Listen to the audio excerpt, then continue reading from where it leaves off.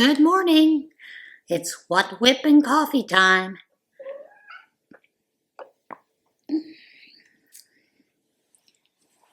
Well, I don't know about you, but this heat's just about killing me. I don't do well with the heat to begin with, and it has just been unrelenting. So, today I'm working on that circular shawl. So, yeah. And this one, right now I'm just doing some basic double crochets for it. And I'm enjoying doing that little bit of the process. With this shawl, I am going to change it up a little bit. I am going to add some cross stitches, I believe, maybe, and little eyelets, I don't know. You never know. Just have to decide what I want to do, how I want to do it. That's a good thing about these kind of shawls. You can make it up as you go.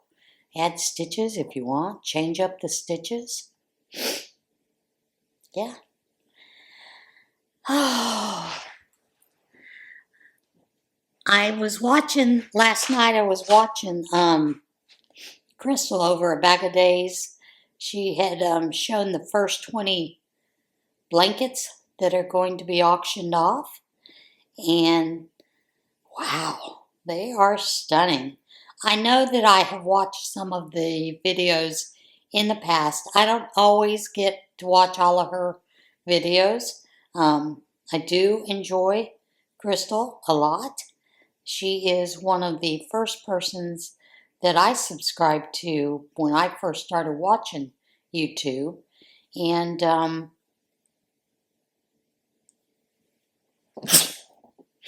excuse me.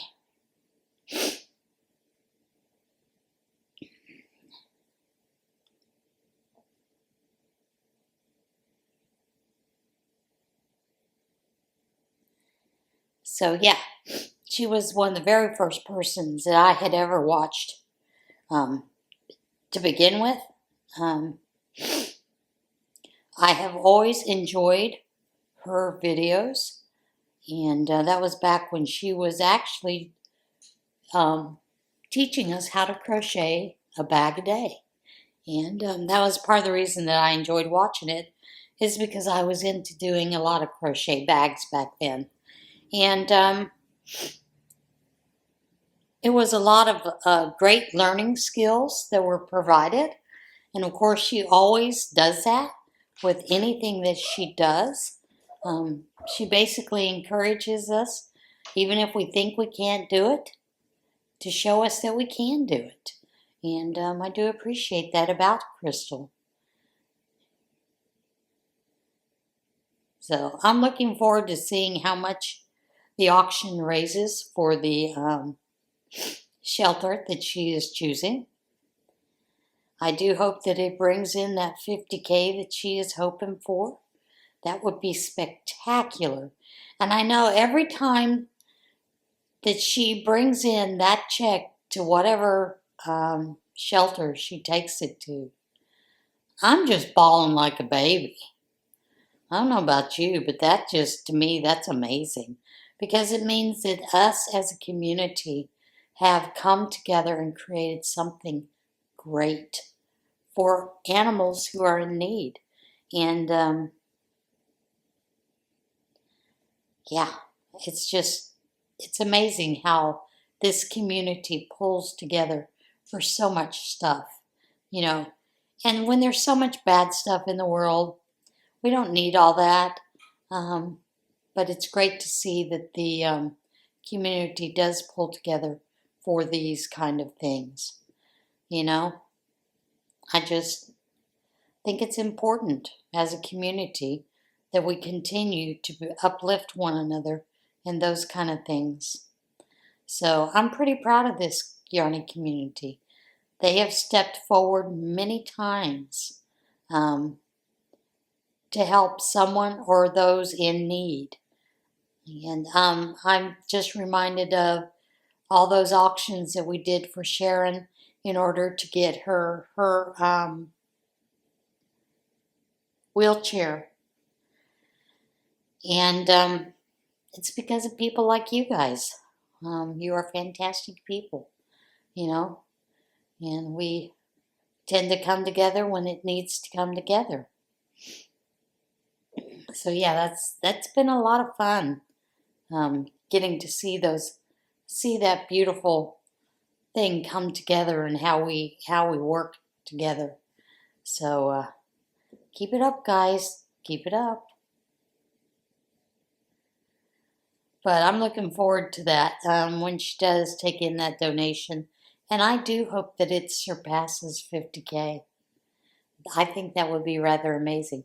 Now, I know I can't afford to bid on those things. I'm going to try. There's something that I would like to get, so I'm going to shoot for it. I'm probably going to be out within the first couple bids, but you never know. You never know. So, and I think she's doing the auctions on the 1st and the 15th. So if you haven't watched that video, go watch it. So you can see what's going to be auctioned off. I think, if I remember correctly, there are, is it 2 of Juan's blankets? Maybe 3. But there are some beautiful mosaic blankets that are out there. And one of those knitted blankets, oh my gosh, it is absolutely stunning. Wow. You know, someone spent a lot of time. I don't know if you know this, but knitting takes a lot more time to accomplish when you're making a blanket like that. So whoever gets that knitted blanket is getting a masterpiece. That's all I know. But all of these blankets, all the blankets have been absolutely stunning. So it's a good cause. And I'm excited to see it, finally the auction coming around. The heat here has been so awful. I have gone out a couple of times. I was going to go out and spray some weed eater. Got out there and got a little bit of it done and had to come inside because it was so hot.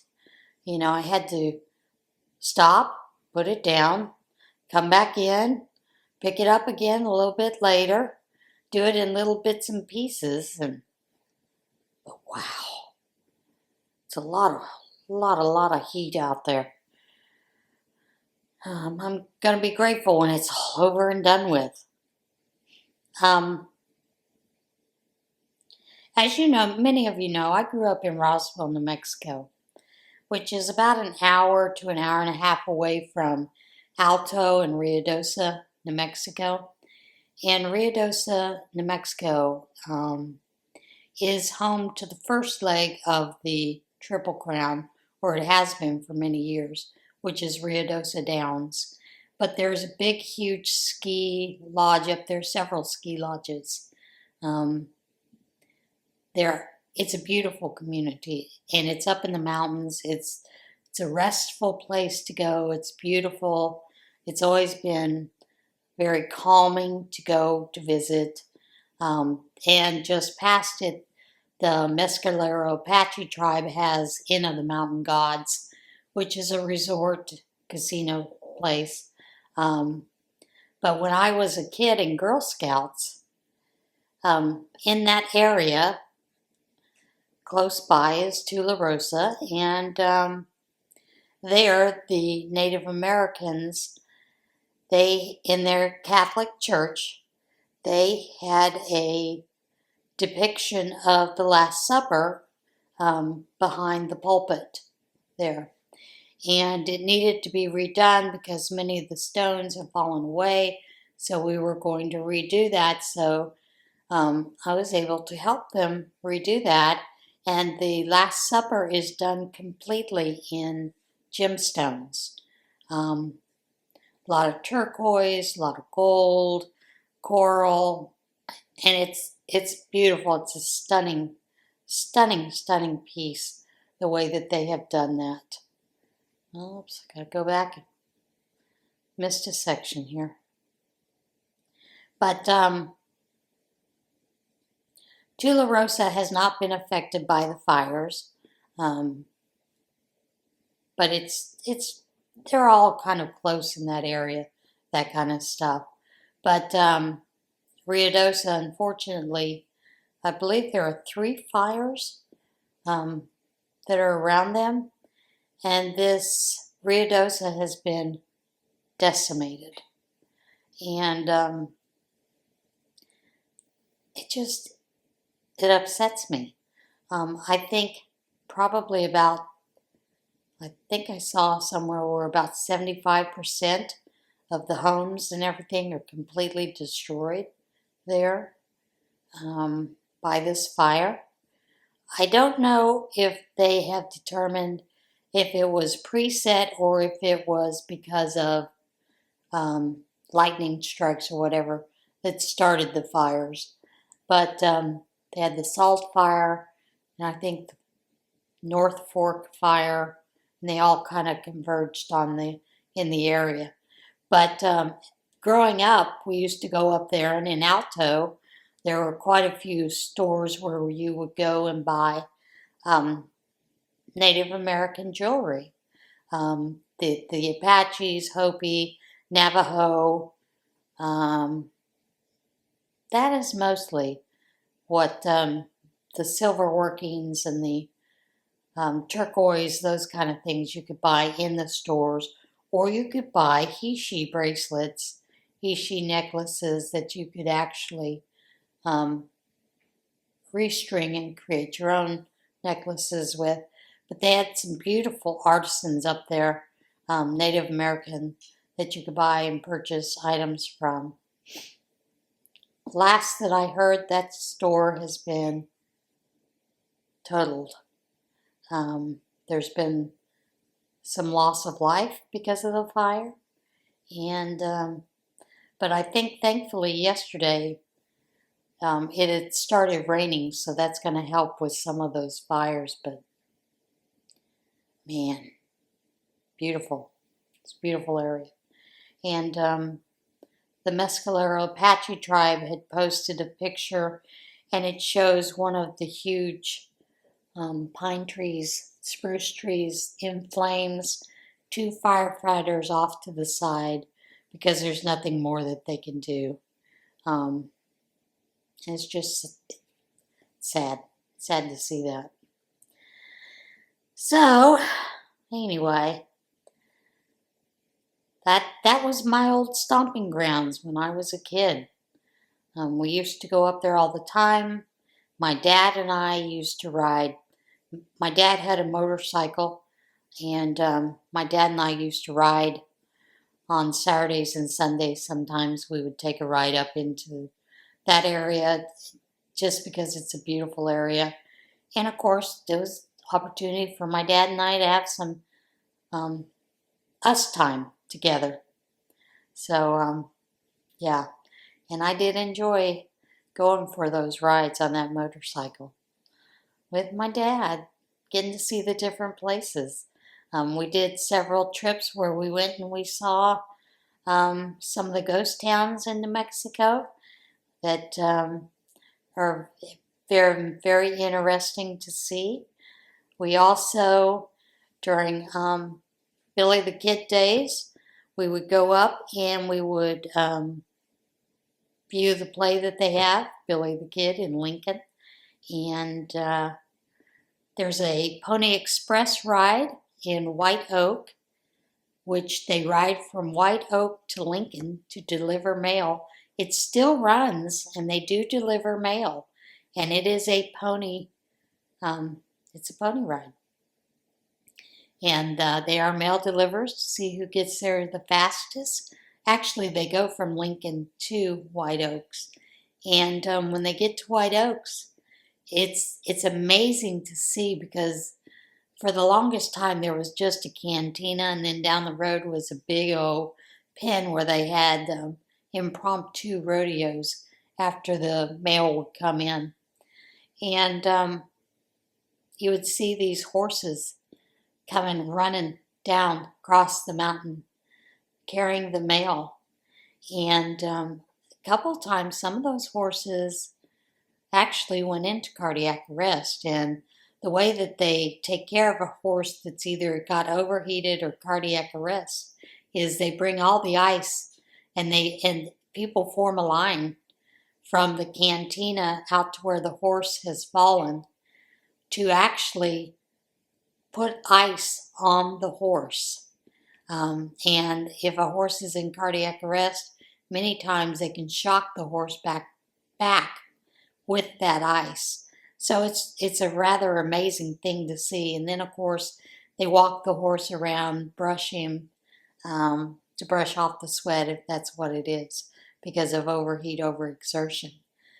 But it was amazing to see. And then afterwards, you go down to the pen, and they would have an impromptu rodeo.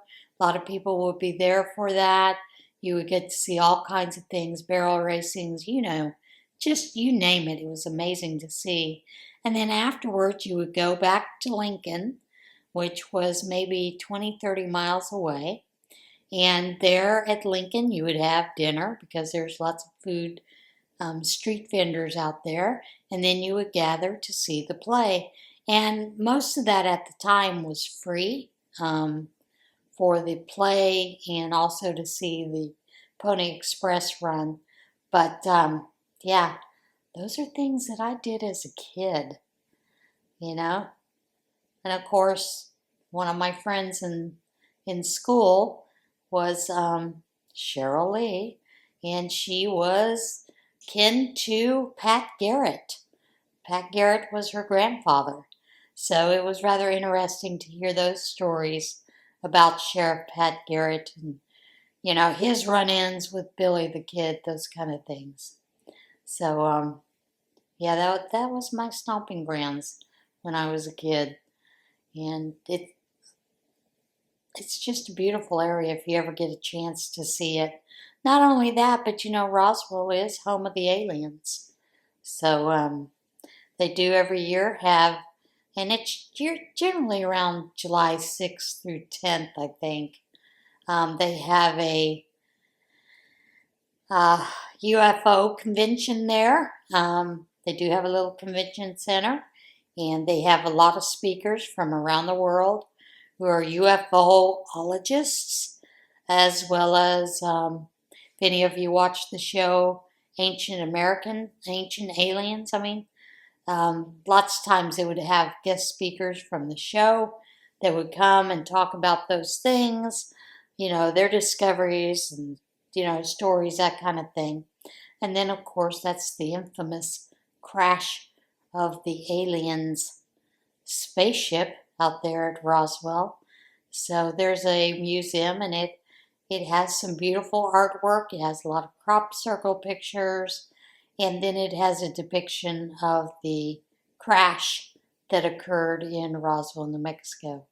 And it has a lot of the stories of the people in that area that were involved with that cover-up for many years. So it's a rather interesting life, But they have that, and then they also have at the same time something called Gus Macker. And this is one-on-one baseball, one-on-one basketball shooting, basketball games. It is the Gus Macker tournaments. And so that was always a lot of fun to watch. And of course, during that time, the city used to have a lot of street concerts with different bands. I can tell you as a kid that I saw bands like Styx, White Snake, back before they were popular and had made it big. I got to see a lot of those bands as a kid, just roaming the streets, going from bandstand to bandstand, seeing them. So yeah, it was a lot of fun growing up there.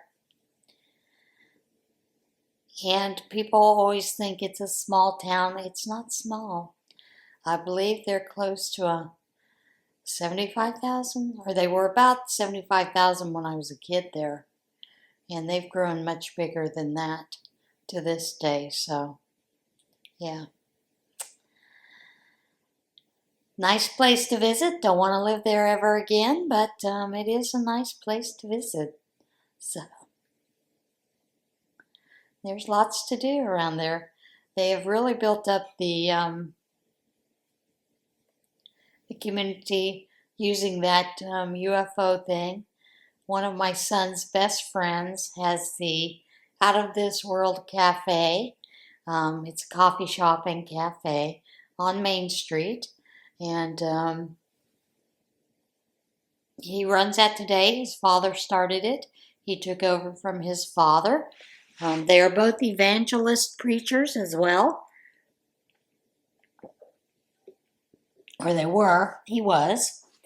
His son still is. And when you go downtown Roswell, the street lights are alien heads. And a lot of the bus stops that they have, the back of the glass has pictures of aliens like standing waiting for the bus. And when you go to the Walmart there, it is a super Walmart. And when you go to that Walmart, all along the outside are different UFOs, those kind of things, and aliens painted on the outside of the building.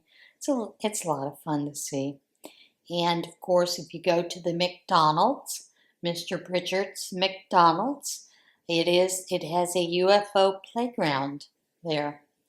It looks like at night when it's lit up that it is a UFO sitting in front of the McDonald's.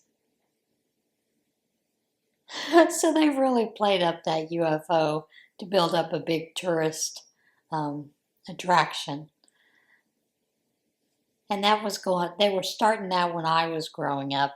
And as I was leaving, when I was, after I graduated nursing school, started working and had to leave. Part of the reason I had moved from New Mexico to Texas was I was working a 3 to 11 shift in the NICU and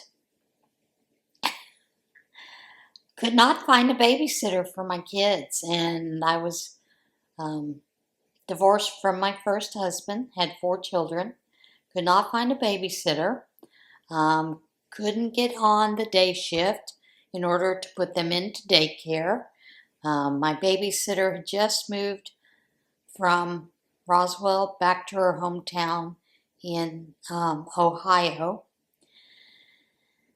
So the only babysitter that I could find, her and her husband both smoked pot and sold it. And I did not want that around my kids, and I was not impressed with the young lady who was wanting to babysit my children. So my older sister and younger sister were in Texas, and they talked me into moving to Fort Worth, Texas.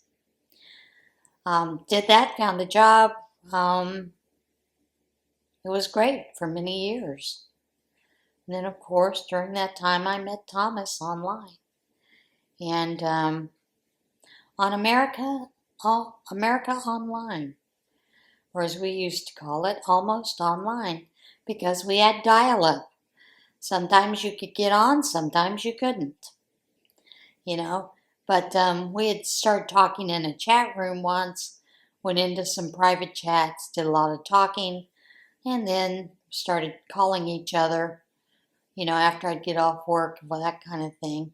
So, fell in love and eventually moved from Fort Worth to Virginia, where he was at in Norfolk, Virginia. Was working there for many years with a home health agency.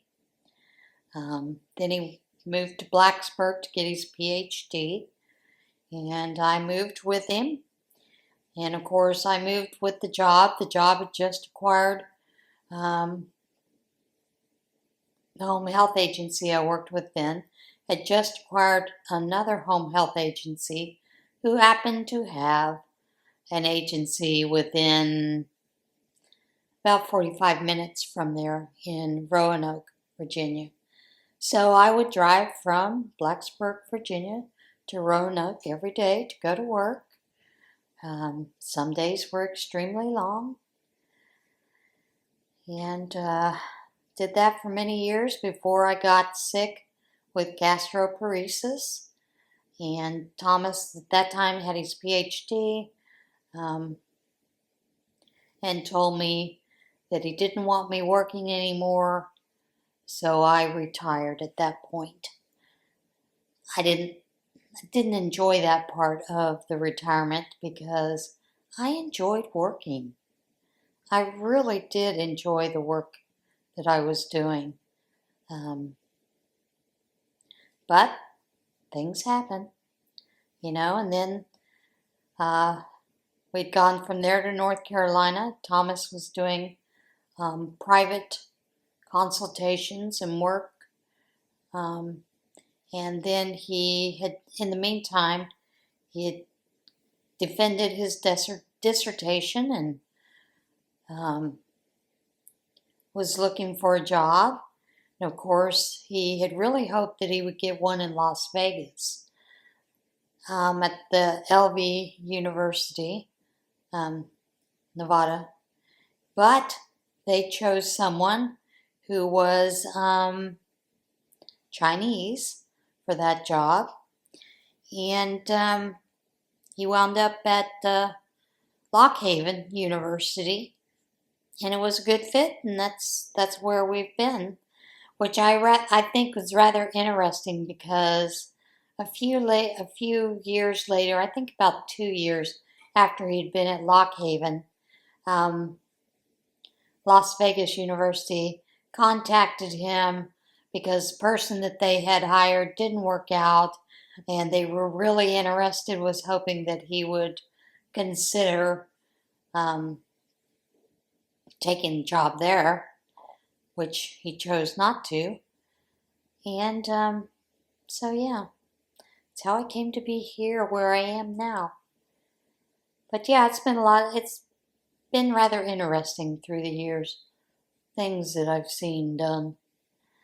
And I always find it amazing here in Lock Haven. It is a small community. They boast of about 5,000. When students are in, they say it's about 10,000. I would say it's a little bit closer to about 7,000 or 8,000 people that live here year round in this area. And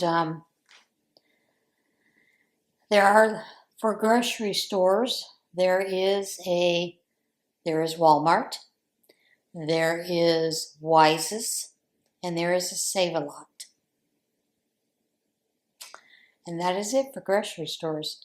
So oftentimes we would go to State College or Williamsport to get groceries because there's a Wegmans there, a Giant, as well as Walmart.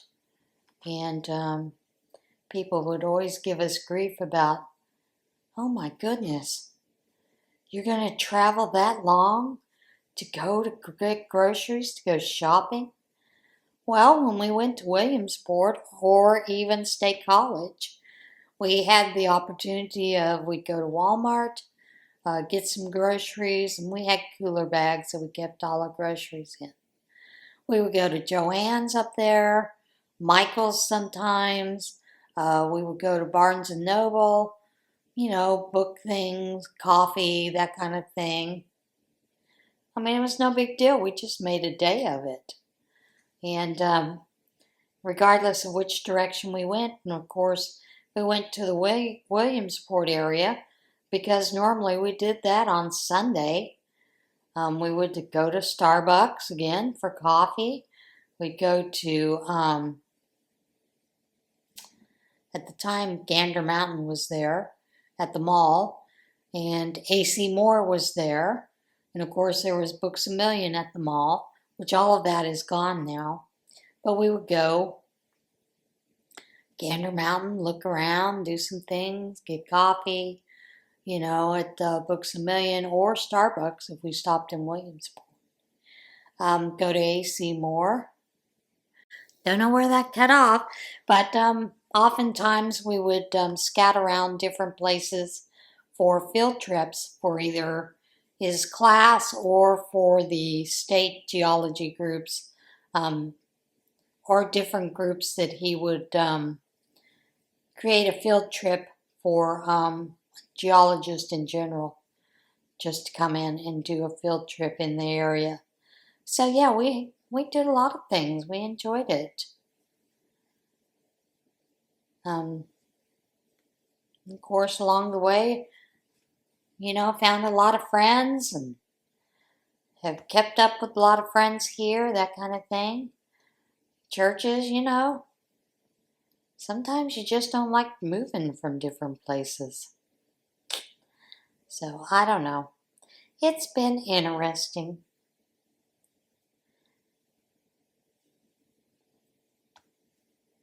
And of course, it still kept us close enough so we could go back to visit family in North Carolina. Thomas's mother lived in North Carolina, lived in Mebane, North Carolina, and gave us an opportunity to go back visit them. Of course, my son lived in Raleigh, North Carolina, still does, and gave us plenty of opportunity to go visit and spend some time with family. Of course, I used to tease because anytime you went back to visit family, it wasn't a real vacation. Yeah, you got to visit, you had meals with the family, enjoyed the family, that kind of thing, but it was always a working vacation. Yes, because usually it wound up with me and Thomas going out to his brother's farm, helping out a little bit there, doing some things, or doing things around his mother's house, with his mother, that kind of thing. So it was always a working vacation. And a couple of times when his brother was still doing tobacco, we would go back out and either prime tobacco, plant tobacco, prime tobacco, or actually they would go out and do the cutting while I worked with his mother and my sister-in-law, and we would tie up the tobacco on sticks and things, and then you hang it in the tobacco barn so that it could dry out, which that was never any fun, having to move that tobacco into the barn.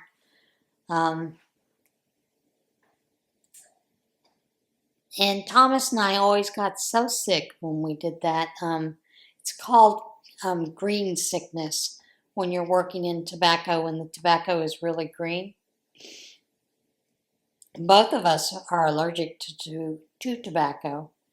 And tobacco is a distinct relative close to tomatoes. It's part of that family there. And but when you would hang the tobacco in the barns, the guys would get up on, and these are poles, they would be up on poles, and we would lift up those big sticks filled with tobacco leaves, which are heavy, and they're wet. And we would hang them, they would hang them on the poles so that they could be dried either by gas or, some kind of heat system.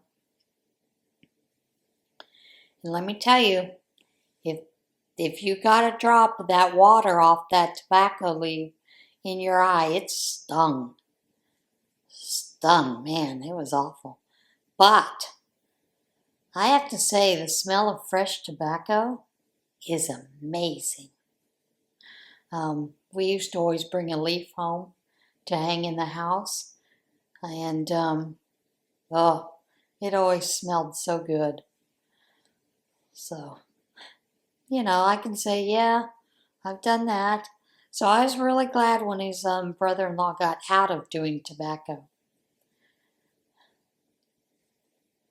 because it was a hard day. It was a hard weekend.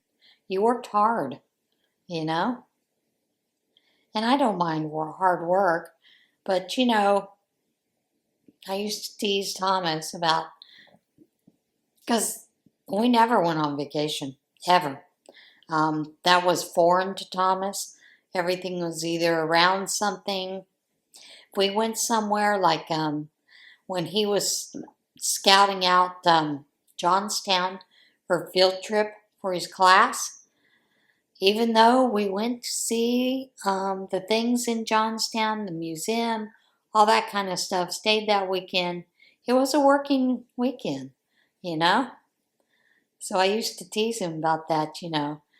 You know, I'd like to go on vacation, honey. Just take me to a motel room.